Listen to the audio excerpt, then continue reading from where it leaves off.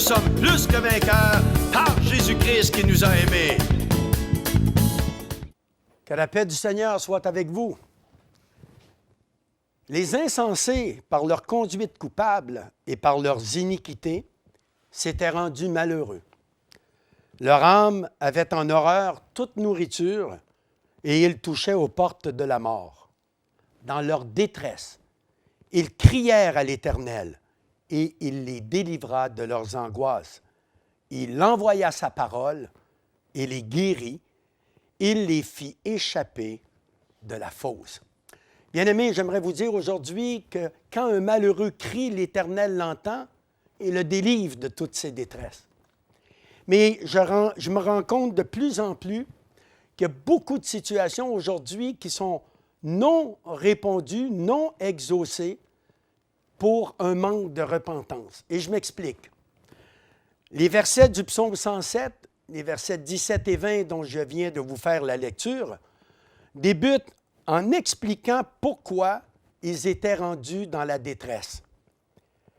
Les insensés, par leur conduite coupable et par leurs iniquités, s'étaient rendus malheureux. Bien-aimés, beaucoup de situations dans lesquelles on se trouvent parce que nous avons fait des mauvais choix, parce que nous avons désobéi, parce que nous avons été rebelles, parce que nous avons péché contre Dieu. Et la première clé pour être délivré, pour être guéri, pour être sauvé, c'est d'abord de reconnaître nos torts, reconnaître nos manquements. Lorsque le fils prodigue est retourné vers son père, après être entré en lui-même, il s'est dit, je vais retourner vers mon père et je vais dire, Père, j'ai péché contre le ciel et contre toi. Il a commencé par avoir une pleine conviction que l'état dans lequel il était rendu, ce n'était pas la faute de son père, ce n'était pas la faute de son environnement, c'était ses mauvais choix à lui. Et beaucoup de gens aujourd'hui n'ont pas d'exaucement à leur prière parce qu'ils sont toujours en train de blâmer l'un et l'autre, blâmer leur enfance, blâmer des situations, blâmer des personnes, au lieu de dire « Père, j'ai péché contre toi ». Et la repentance, c'est la clé qui précède la délivrance. Lorsqu'ils ont pris conscience que là où ils en étaient était à cause de leur conduite coupable, à cause de leurs iniquités, à cause de leurs mauvais choix, et qu'ils ont crié à l'Éternel, l'Éternel a envoyé sa parole et il les a guéris. Il les a fait échapper de la fosse et les a délivrés de leurs angoisses. Lorsque Dieu envoie sa parole, elle est toujours suivie d'un « et ». Il envoya sa parole et il se passe toujours quelque chose quand la parole de Dieu est envoyée. La première fois que Dieu a envoyé sa parole, on le lit dans Jean 1, au commencement était la parole était avec Dieu et la parole était de Dieu et elle s'est faite chair et elle est venue habiter parmi nous. Vous aurez compris qui est la parole de Dieu faite chair. C'est Jésus-Christ. Lorsque Dieu a envoyé sa parole, c'est Jésus qui est venu, il est la parole de Dieu et il a tout accompli pendant son ministère jusqu'à la croix et jusqu'au tombeau vide. Donc, quand on est malheureux, pardonnez-moi, lorsque on réalise que les situations dans lesquelles nous sommes sont de notre responsabilité à nous et que nous avons l'humilité de le reconnaître et de nous en repentir et de crier à Dieu, eh bien, il envoie sa parole. Et lorsque sa parole vient, elle ne retourne jamais à lui sans effet. Elle accomplit ce pourquoi elle a été envoyée. Donc, quand Dieu envoie sa parole, elle produit dans nos vies des choses pour lesquelles nous avons supplié Dieu, pour lesquelles nous avons invoqué Dieu. Mais sans repentance, sans reconnaître en tout premier lieu que la situation dans laquelle je me trouve est majoritairement à cause de mes mauvais choix, à cause de mon péché, à cause de mes erreurs, et que sincèrement, je demande pardon à Dieu et je crie à lui pour m'en sortir, Dieu intervient. Dieu intervient. Et jamais Dieu envoie sa parole sans qu'elle produise quelque chose. Mais il y a deux conditions. La première, je viens de vous l'énumérer, reconnaître que je suis dans la situation dans laquelle je suis, eh bien, par mes mauvais choix, par mes péchés, par mes erreurs. Je parle de ces situations où vous savez que c'est à cause de cela que vous êtes dans la situation actuelle. Je ne parle pas des victimes, de personnes qui ont été abusées, qui ont été violées, qui ont été dominées. Je parle de situations où vous savez que si vous en êtes là où vous en êtes, ce n'est pas la faute à Dieu, ce n'est pas la faute à vos parents, ce n'est pas la faute à quelqu'un d'autre, sinon qu'à vous-même à cause de ces mauvais choix. C'est de ces situations-là dont je fais allusion.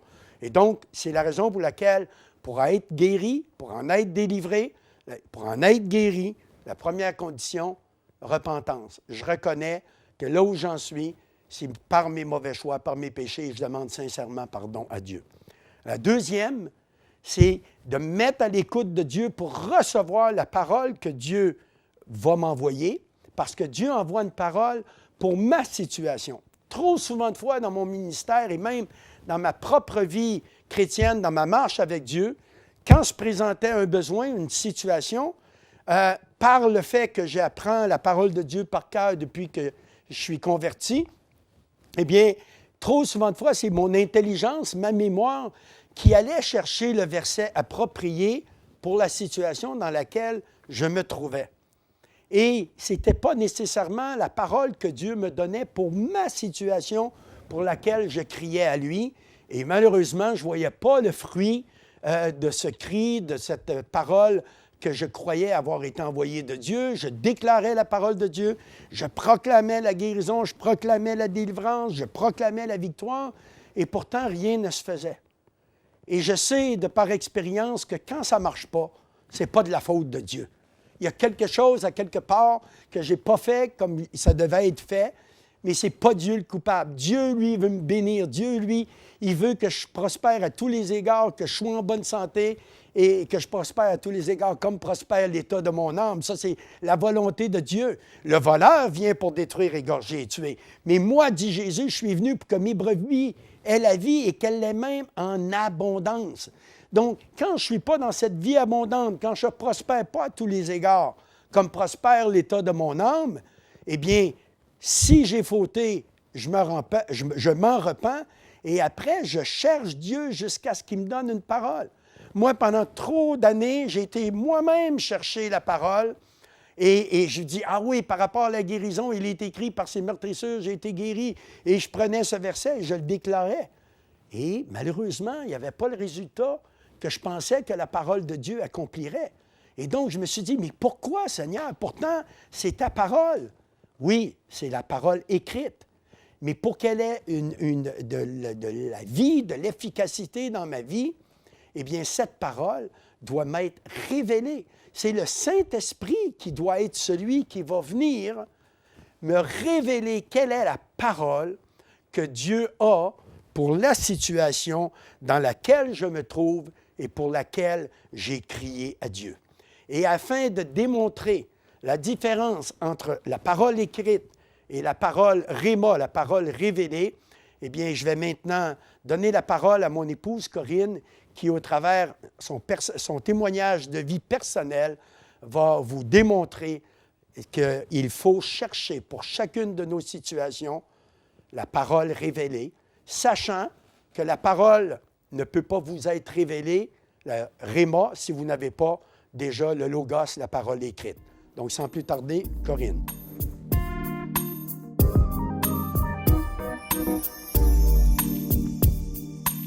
Alors, je vais commencer par 1 Thessaloniciens 2, verset 13, nous dit « Mais vous avez accepté non la parole des hommes, mais la parole de Dieu qui opère en vous qui croyez. » Dans la religion de mon enfance, j'obéissais à la lettre. La parole légaliste, la parole qui tue, qui limite, qui contraint, qui oblige, qui juge, qui condamne, qui écrase et qui détruit. Toute mon enfance, j'ai comme été endoctrinée, sans avoir le droit de réagir ou de remettre en question quoi que ce soit de ce qui est écrit. J'étais obligée d'obéir pour faire plaisir et être aimée. Aimée de Dieu et aimée de mes parents. C'était la condition, obéir. Et comme j'aimais mon Seigneur, j'aimais Jésus depuis toute petite, je voulais lui faire plaisir, donc je me soumettais et je faisais semblant d'être heureuse en faisant ce qu'on me disait que je devais faire. Mais sous cette emprise apparemment bonne et juste, j'ai fait des choix qui ont été aussi limités et restrictifs, des choix qui ont été comme imposés par des autorités que je respectais parce que je voulais plaire à mon Dieu et surtout aller au ciel qui était la récompense suprême pour ceux qui obéissaient, délivrés de l'enfer. Mais toute cette vie religieuse n'a amené que de la non-vie dans ma vie. C'était mortel. Après 35 ans de manipulation, d'abus et de paroles autoritaires et contraignantes, pour paraître et pour leur plaire, après toutes ces années de masques portés pour rester adaptés, ma santé physique a été gravement menacée. Mon état psychologique s'est dégradé et je m'éteignais à petit feu. Là, j'avais le choix, soit de glisser dans la mort pour aller directement au ciel où je savais que j'étais sauvée, soit de crier à Dieu, de se révéler à moi s'il y avait une autre façon de vivre qui existait en dehors de tout ce qu'on m'avait enseigné depuis le sein maternel. Et là, j'ai rencontré la personne du Saint-Esprit qui s'est révélée à moi.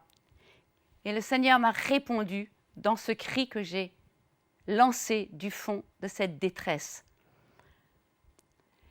J'ai rencontré cette puissance qui arrive à nous tirer hors de la fosse dans laquelle j'étais en train de me détruire. Avant de remonter, j'ai reconnu mes erreurs. Je me suis repentie de mes fausses croyances, de tout ce que j'avais cru comme mensonge. Parce que tout ce qui ne nous donne pas de la vie ne vient pas de Dieu. Tout ce qui est mortifère et mortel ne peut pas venir de Dieu. Et derrière des belles théories, il y a des gros mensonges pour limiter et maintenir captifs beaucoup de personnes en promettant juste une vie éternelle sauvée. Ma vie n'était pas sauvée sur terre. Et moi, j'avais envie de vivre cette vie que le Saint-Esprit commençait à me révéler. Alors j'ai dit oui à la vie.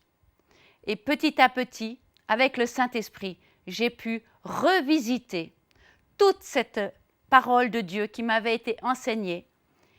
Et la lettre qui était morte est devenue parole vivante.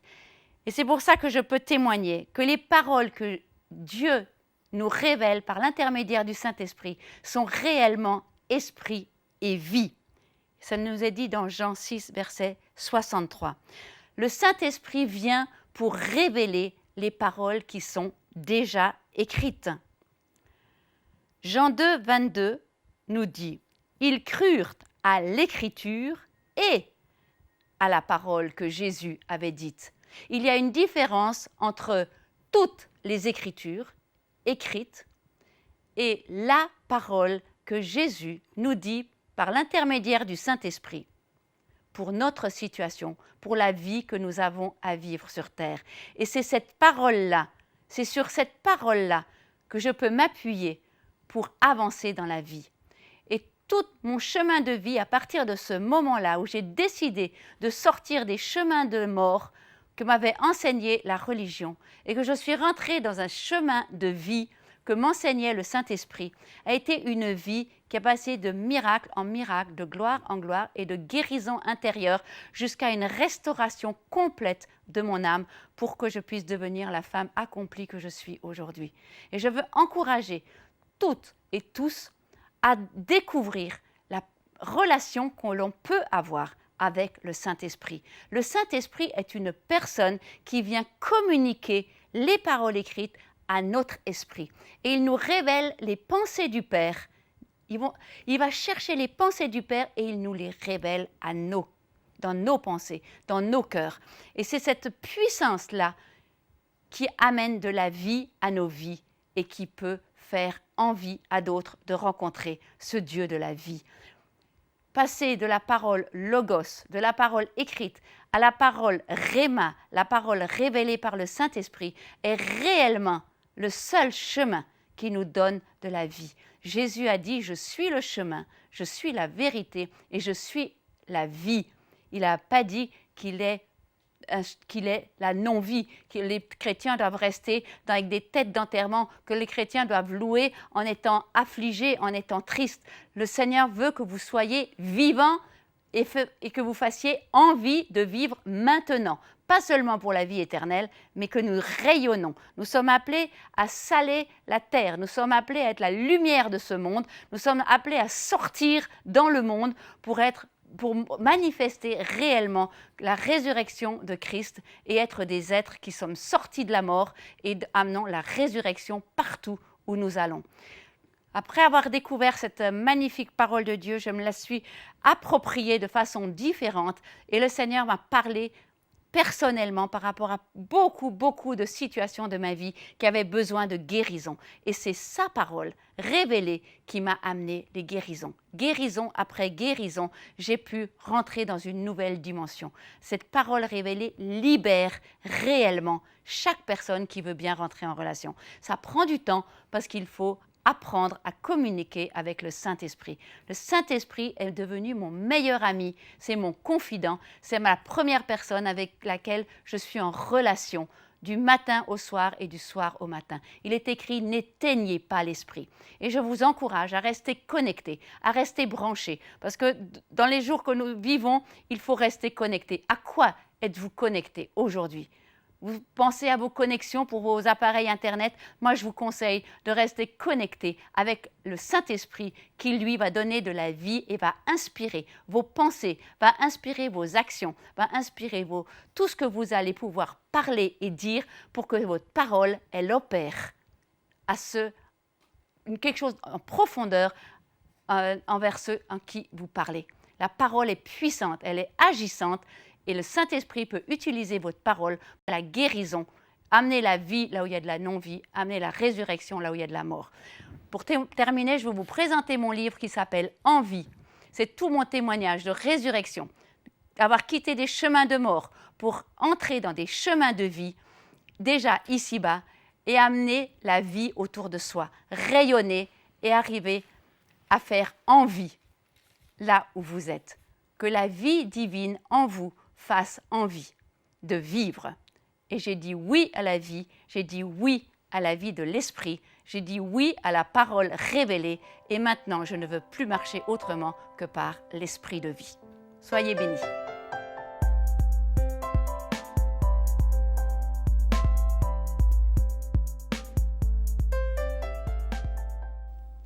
Eh bien voilà, la parole révélée. C'est la parole révélée qui va donner de la vie à nos vies. Non pas le Logos uniquement, mais le Logos révélé par le Saint-Esprit. Mais pour qu'il y ait révélation du Logos, il faut que le Logos, on le connaisse. C'est la raison pour laquelle le psaume 119, verset 11 dit « Je serre ta parole dans mon cœur afin de ne pas pécher contre toi, afin de ne pas manquer le but. » En terminant, j'aimerais partager avec vous une histoire dans les évangiles, l'évangile de Luc, au chapitre 5, qui illustre ce qu'une parole révélée peut accomplir. Comme Jésus se trouvait auprès du lac de Génézareth et que la foule se pressait autour de lui pour entendre la parole de Dieu, il vit au bord du lac 2 barques d'où les pêcheurs étaient descendus pour laver leurs filets. Il monta dans l'une de ces barques qui était à Simon et il le pria de s'éloigner un peu de terre. Puis il s'assit et de la barque, il enseignait la foule. Lorsqu'il eut cessé de parler, il dit à Simon, « Avance en pleine eau et jetez vos filets pour pêcher. » Simon lui répondit, « Maître, nous avons travaillé toute la nuit sans rien prendre, mais sur ta parole, je jetterai le filet. » L'ayant jeté, ils prirent une grande quantité de poissons et leurs filets se rompaient. Ils firent signe à leurs compagnons qui étaient dans l'autre barque de venir les aider. Ils vinrent et ils remplirent les 2 barques au point qu'elles s'enfonçaient. Quand il vit cela, Simon, Pierre tomba aux genoux de Jésus et dit, « Seigneur, retire-toi de moi, Parce que je suis un homme pécheur. Car l'épouvante l'avait saisi, lui et tous ceux qui étaient avec lui, à cause de la pêche qu'ils avaient faite. Il en était de même de Jacques et de Jean, fils de Zébédée, les associés de Simon. Alors Jésus dit à Simon, « Ne crains point, désormais tu seras pêcheur d'hommes. » Et ayant amené les barques à terre, ils laissèrent tout et le suivirent. Imaginez-vous la scène un peu. Les apôtres ont pêché toute la nuit et ils se retrouvent sur le rivage en train de réparer leur filet. Et là, Jésus arrive. C'est au début de son ministère. Ils ne savent pas encore qu'il est le Messie, le Christ, le Fils du Dieu vivant. Cette révélation, l'apôtre Pierre l'aura quelques années plus tard à Césarée de Philippe.